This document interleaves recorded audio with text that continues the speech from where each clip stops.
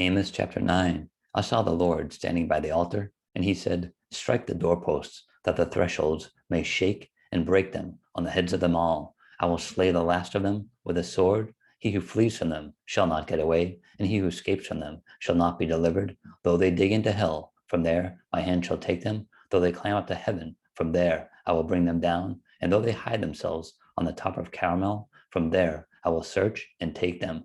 Though they hide from my sight at the bottom of the sea, from there I will command the serpent, and it shall bite them. They shall go into captivity before their enemies. From there I will command the sword, and it shall slay them. I will set my eyes on them for harm and not for good. The Lord God of hosts, he who touches the earth, and it melts, and all who dwell there mourn, all of it shall swell like the river, and subside like the river of Egypt.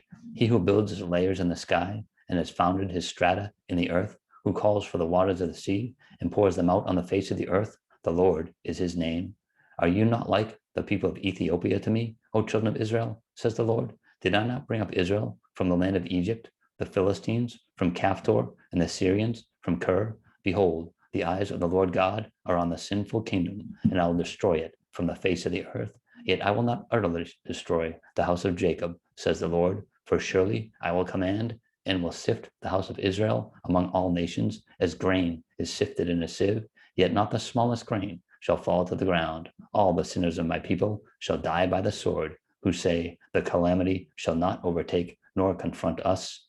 On that day I will raise up the tabernacle of David, which has fallen down, and repair its damages. I will raise up its ruins and rebuild it as in the days of old, that they may possess the remnant of Edom and all the Gentiles who are called by my name, says the Lord who does this thing. Behold, the days are coming, says the Lord, when the plowman shall overtake the reaper and the treader of grapes, him who sows seed. The mountains shall drip with sweet wine, and all the hills shall flow with it. I will bring back the captives of my people Israel. They shall build the waste cities and inhabit them. They shall plant vineyards and drink wine from them. They shall also make gardens and eat fruit from them. I will plant them in their land, and no longer shall they be pulled up from the land I have given them, says the Lord your God.